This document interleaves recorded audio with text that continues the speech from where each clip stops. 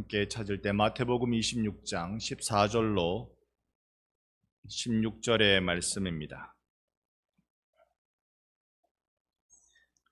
마태복음 26장 14절로 16절의 말씀. 찾으신 줄 알아 한 절씩 교독 후 16절을 같이 보겠습니다.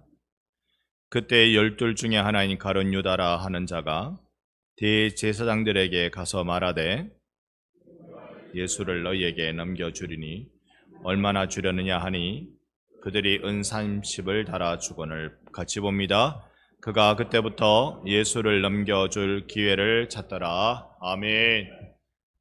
할렐루야. 오늘 고난주간 그 첫날 밤을 맞이하게 되었습니다.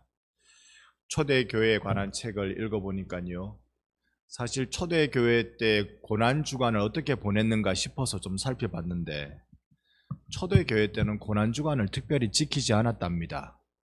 이유가 뭔가 봤더니 그들은 매일이 고난이었기 때문이었답니다.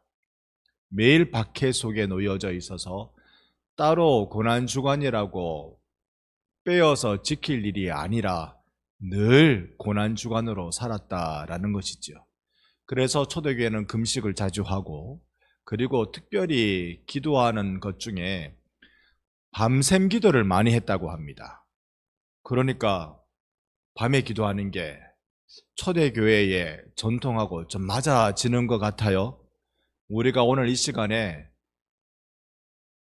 밤샘 기도에서 샘은 뺍시다. 밤 기도합시다. 샘까지 자신 있는 분은 교회 문 열어놔 드리겠습니다. 우리가 경건한 모습으로 주님 앞에 살아가는 것이 어떤 것일까? 오늘 사실 장로님께서 기도를 참 거기 맞는, 제가 준비한 설교에 참 맞는 기도를 해주셨어요. 경건의 모습으로 살아가는 건 내 주관, 내 생각과 맞지 않을 때 나를 깨트리는 것이, 그게 자기를 부인하는 삶이란 말입니다. 오늘 이 첫날 밤에 우리 예수께서 마지막 걸어가신 이 일주일의 길을 함께 따라 걸어가 보십시다. 근데 오늘 본문을 보니까 좀 의아합니다. 보통 고난주간 그러면 이런 본문을 잡는지 모르겠습니다만 제 눈엔 이 본문이 이렇게 들어옵니다. 고난주간을 여는 첫날을 보면 십자가가 아니라 배신으로 시작하고 있습니다. 가룟 유다의 배신입니다. 저는 이 본문을 이렇게 보고 싶어요. 십자가 사건의 시작은 로마가 예수를 체포하는 데서가 아니라 바로 사람의 마음에서 시작된다는 것.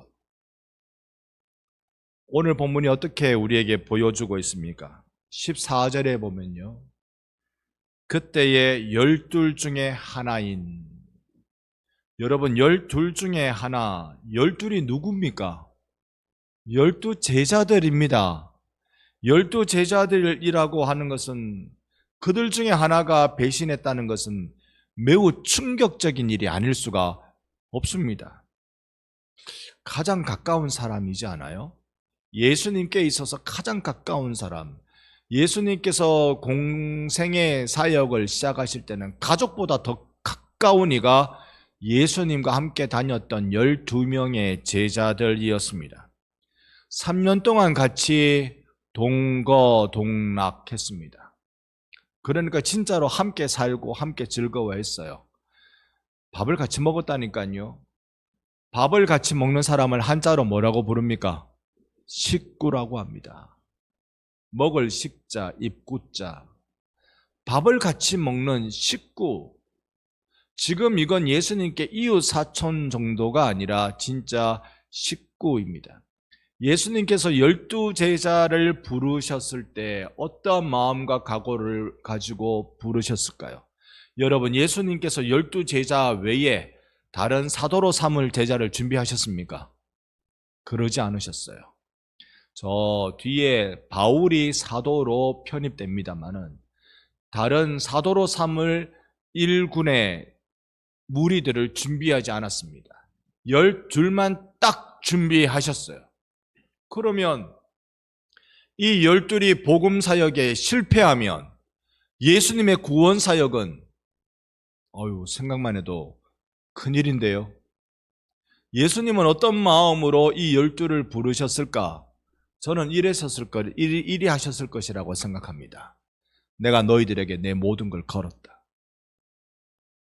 내가 십자가의 구원을 이룰 텐데 이 십자가의 구원을 세상 가운데 전하는 건 너희들의 몫이다. 그 일은 내가 너희들에게 다 맡겼다. 너희들에게 내 구원의 사역을 다 걸었다. 철저한 신뢰고 위탁입니다.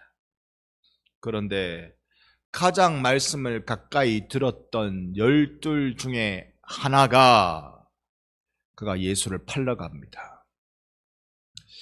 오늘 장면은 우리가 잘 알고 있는 장면입니다. 그런데 이것이 한 명의 가롯 유다에 국한되는 것이 아니라 십자가 앞에서 죽고 십자가로 살아나는 이 한 주간을 우리가 기억하면서 나를 십자가 앞에 세우는 시간이 되면 좋겠습니다. 그럴 리가 없겠지만 여러분, 그렇다고 해서 가까이 있다고 해서 안전할까요? 예수님께 가까이 있다고 해서 안전한 일일까요? 가룟 유다를 보니까 그렇지가 않았습니다. 조금 우리 듣기 불편할 수도 있는데 교회에 오래 다녔다고 안전할까요? 교회에 직분이 있다고 안전한 것일까요? 사역하는 사역자라고 안전할까요? 우리는 사역자가 무너지는 모습을 지극히도 많이 봐왔습니다. 웬만한 사람, 교회에 다니는 사람, 이런 일 저런 일로 넘어지고 쓰러지고 타락하고 그런 모습이 있겠습니다만 사역자가 넘어지고 타락하면 그거는 참 고약한 냄새가 납니다.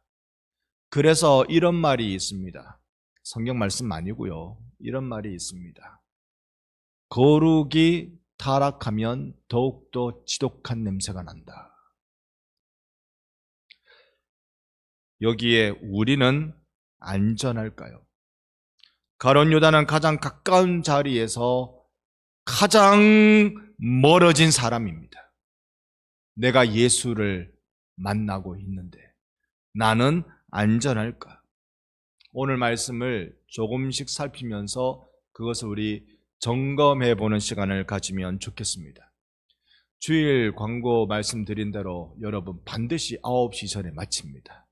너무 오래 있어야 될 거라고 걱정하진 않으셔도 되고, 지금 제 마음의 계획은 8시 50분쯤에 마쳐서 10분 정도는 여러분 기도하고 가시도록 그렇게 순서를 짜왔는데 그대로 되어지도록 노력하겠습니다.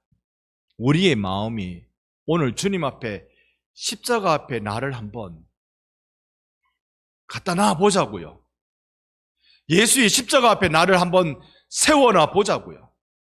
이 실존적 부딪힘, 나라는 존재 자체가 십자가 앞에서 부딪힘이 오늘 일어나기를 원합니다. 십자가 앞에서 나는 깨지고 죽고 사망 선고하는 그 일이 우리 이번 한 주 동안에 일어났으면 좋겠습니다. 그렇다면 가룟 유다의 이 모습을 우리가 한 켠씩 좀 살펴봐야 될 텐데, 그가 14절에 대제사장에게 가서 말하죠. 15절에 가니까 뭐라고 말합니까? 내가 예수를 넘겨주리니. 뭐라고 말합니까? 그 다음에 뭐라고요? 누구를?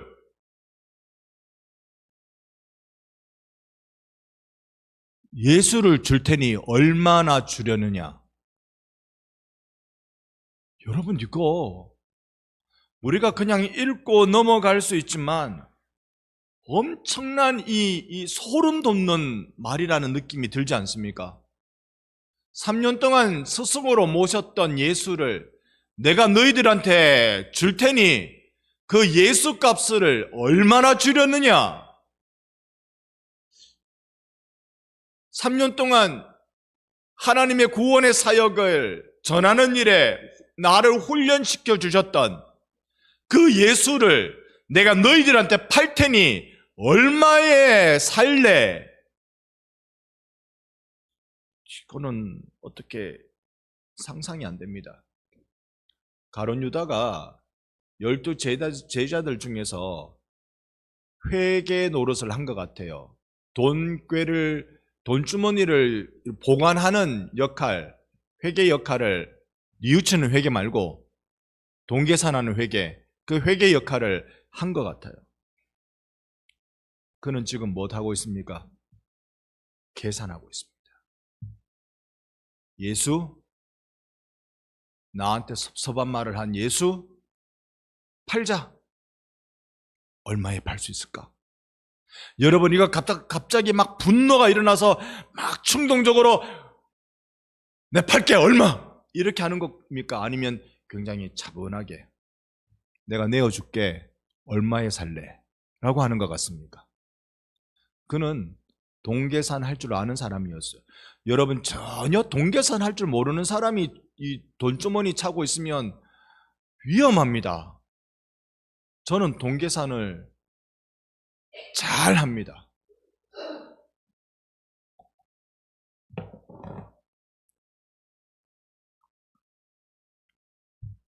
오래전에 여러분께 한번 말씀드린 것 같은데 제가 이 정도로 동계산을 잘합니다.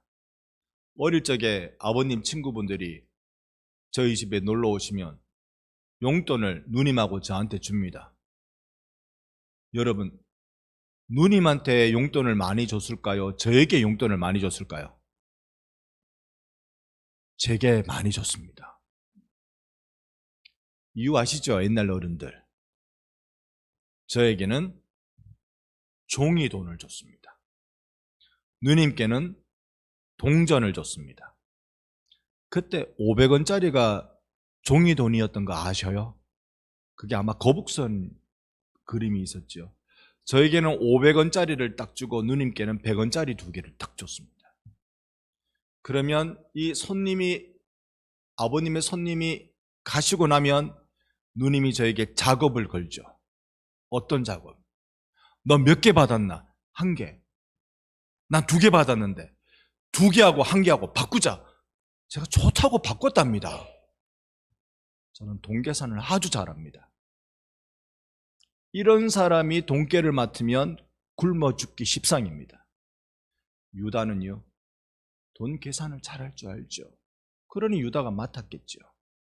그런 유다가 얼마를 주려느냐, 얼마나 주려느냐, 충동적이었겠어요? 그것도 제사장을 찾아가서 이야기하는 겁니다. 성전에 있는 제사장을 찾아가서 얼마나 주려느냐라고 말하는 것은 그는 지금 계산하고 있는 것입니다. 오늘 유다는 여기서 화를 내는 걸 볼 수가 없습니다. 차분합니다. 논리적입니다. 계획적입니다. 조건을 물어요. 내가 줄 테니. 가격을 정합니다. 제사장들이 이만큼. 그럴 때 16절을 보세요. 16절에 보면 그가 그때부터 예수를 넘겨줄 뭐를 찾더라? 타이밍을 다 찾아보고 있어요. 언제 내가 이 배신의 칼을 예수의 등에 꽂을까? 타이밍을 찾고 있습니다. 여러분, 이것이 무서운 이유가 뭔지 아시겠습니까? 우리가 신앙을 배신한다, 배교한다 라고 말할 때 뭔가 폭발적으로, 뭔가 분노하면서 뭔가 큰 일이 난 것처럼 그렇게 배신하지 않습니다. 계획적으로, 계산적으로 그렇게 하는 것입니다. 초대교회 때 박해가 있으니까 배교자들이 있겠죠.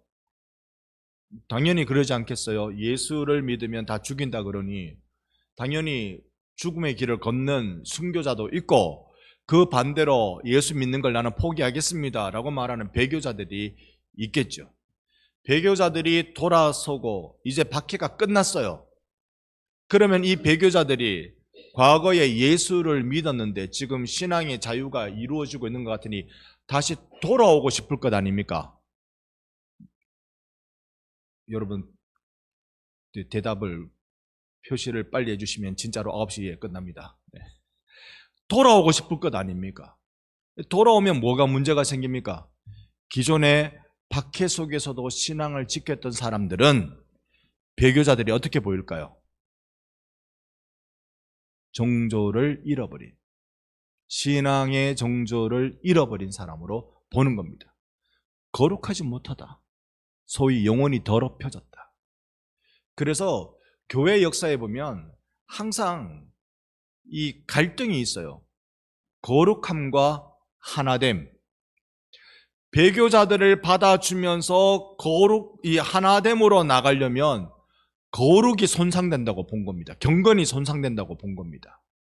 반대로 경건함, 거룩을 지키기 위해서는 하나됨을 깨트려야 된다고 봐지는 거예요. 배교자들을 받아줄 수가 없으니까. 초대교회는 이 일을 어떻게 처리했을 것 같으셔요? 1번, 배교자들을 받아서 경건의 손상이 있을지라도 하나됨을 유지하려고 노력했다. 2번, 거룩함을 교회가 보존하기 위해서 배교자들을 받지 않았다. 1번, 2번. 이 밤에 번호 정하기는 어려운 것 같아요. 초대교회는 이 어거스틴 때까지 배교자들이 돌아오면 주님의 몸인 교회는 그들을 받아줘야 된다라고 결의를 했습니다. 이게 교회의 순수성을 보존하는 방법이다. 다만 배교자들이 돌아올 때는 회개라는 걸 해야 되죠. 회개도 안 하고 돌아오면 그거는 안 되는 거잖아요.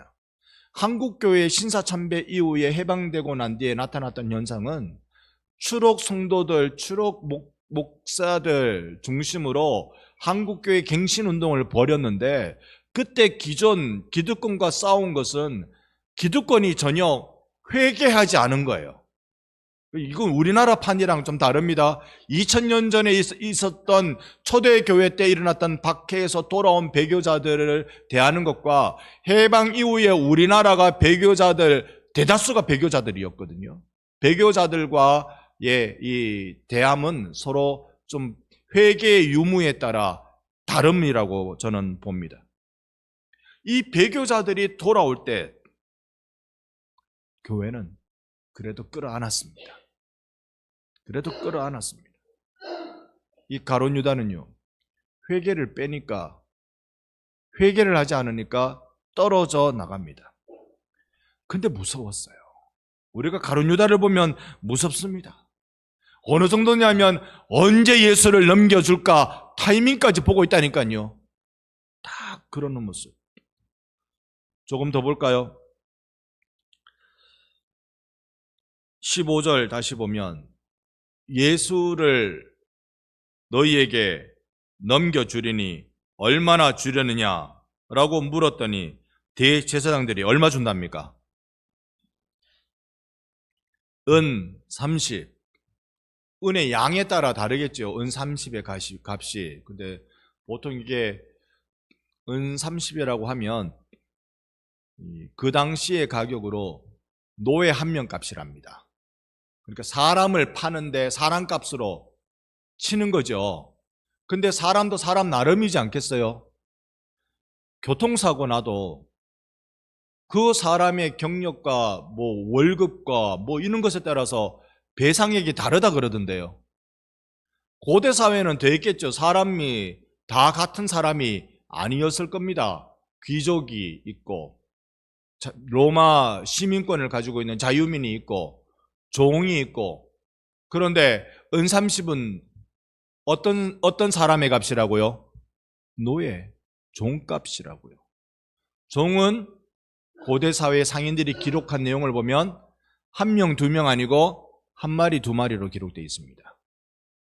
지금 가룟 유다는 예수를 누구로 보고 있습니까? 종, 노예, 제대로 사람도 아닌 자. 예수 옆에서 3년 동안 말씀을 들었던 그 가룟 유다였습니다. 유다에게 있어서 예수의 가치는 너의 한 명으로 정해진 것입니다. 예수 얼마입니까? 여러분에게 예수 얼마입니까? 여러분 성경을 오늘 펴두셨죠? 26장 14절을 펴두셨는데 바로 위에 26장 16절부터 13절까지 한 사건이 등장합니다. 바로 마리아가 예수님께 향유 붓는 사건입니다. 그 향유가 얼마였을까요? 여기에는 그 값이 나오지 않습니다만 다른 막달라 마리아가 부은 향유는 대략 300데나리온이라고 부릅니다. 지금으로 치면 한 3천만 원쯤 되는 금액입니다. 남자 하루 일당이 1데나리온이니까 300데나리온이라고 하면 3천만 원 이상은 되겠죠. 예수님께 예수님의 장사 지냄을 준비하기 위하여서 부었다고 예수님이 말씀해 주신 그 향유 부음에 드는 비용이 3천만 원이었습니다. 꼭 3천만 원이라고 정할 수는 없지만 그만큼 값진 건데 갑자기 예수님의 값이 이 바로 다음 절에 와서 은30 노예값으로 주식이 널을 떠도 이만큼 널뛰면 아마 사이드 브레이크 몇 번이나 걸렸을 겁니다. 예수의 값을 이렇게 정했습니다. 그분은 누굽니까? 병자를 고치시던 분이고 바다를 잠잠하게 하셨던 분이고 죽은 자를 살리셨던 분이십니다. 그분의 가치가 은30. 여러분, 이제 여러분께 중요한 질문을 저에게도 여러분에게도 드리고 싶습니다. 나는 예수님을 얼마로 계산하고 있는가? 여러분은 예수님을 얼마로 계산하고 있습니까? 우리는 유다를 비난하기 쉽습니다. 어떻게 그럴 수 있냐? 그런데 오늘 말씀은 우리를 향하고 있다는 것도 여러분 알고 계시겠습니까? 우리도 사실 계산하고 있습니다. 이 정도 헌신이면 충분하지 않을까? 여기까지는 내가 드릴 수 있을 것 같다. 이건 내가 소원인데. 우리는 교회 안과 교회 밖에서 성도로 살아가는 삶의 희생과 봉사에 대해서 우리가 계산하고 있습니다. 계산된 신앙은 무서운 것입니다. 나의 존재가 십자가 앞에서 깨지지 않으면 내가 십자가를 계산합니다.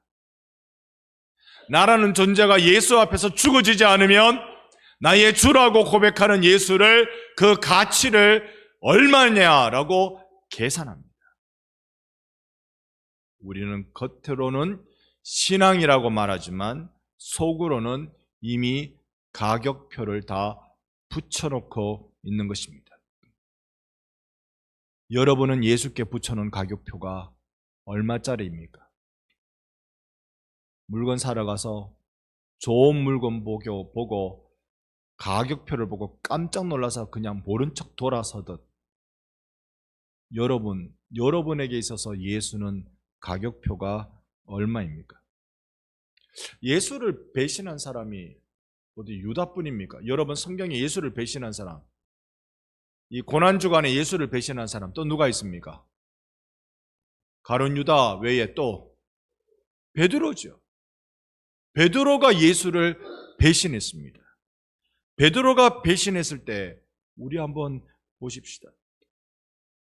유다는요, 계산하고 팝니다. 계산하고 넘깁니다. 기회를 보면서. 딱 그게 목요일 밤이었겠죠. 기회를 보면서 예수를 팝니다. 베드로는요, 예수를 배반하고 배신하고 난 모르요. 난 예수라는 양반을 모르요. 베드로는 어느 지역 출신이라고요? 저 북방 갈릴리 지역 출신이잖아요. 그러면 베드로의 언어는 북방 사투리가 많겠죠. 뭐라고 말했을까요? 너 예수 알지? 라고 말하면 베드로가 뭐라고 말했을까요? 모르지비요 내가. 예수 그 양반 내 모르지비 라고 말했을 것 같아요. 그러니까 단박에 갈릴리 출신이라는 게 표가 나는 사람, 그 말을 딱 듣는 순간 너 그와 같은 물이지. 맹세코 아니다. 맹세코 아니다. 뭐 맹세코 아니다라고 소원말로 하는 것도 아니고 저 북방 언어로 하니까 그냥 사투리로 하니까 그냥 다 들통나는 거예요. 그래가 네 놈이 그 도당이다라고 말하니까 저주하고 맹세하여 부인했다 그랬습니다. 유대인들은요 3번 말하면 그 믿어줍니다. 3번 강조하면 믿어줍니다. 그래서 그들은 저주하고 맹세하고 부인하는 것, 이건 맞다고 인정해 주는 겁니다. 무엇을요? 나 예수 모른다. 베드로가 그랬어요. 나 예수 모른다. 그럴 때 베드로가 그 다음에 한 것, 나 예수 모르요 하고 돌아서는데 머리에 가시 연료관을 쓰고 피를 흘리고 계신 그 예수님이 베드로와 눈이 착 마주치잖아요. 눈이 마주칠 때 거기서 일어났던 그 전개통함이 어땠을 것 같아요? 지직거렸을 거예요.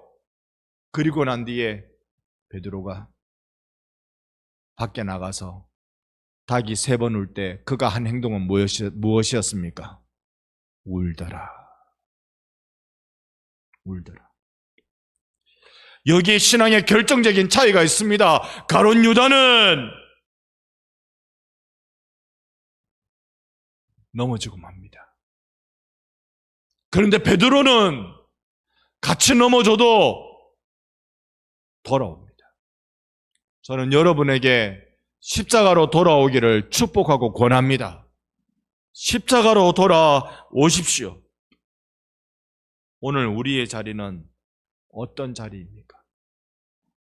아직도 예수를 따르는 신앙인입니까? 아니면 이미 마음이 떠나 계산하고 있는 중에 있는 것입니까? 중요한 것은 나는 지금 어디에 서 있는가입니다.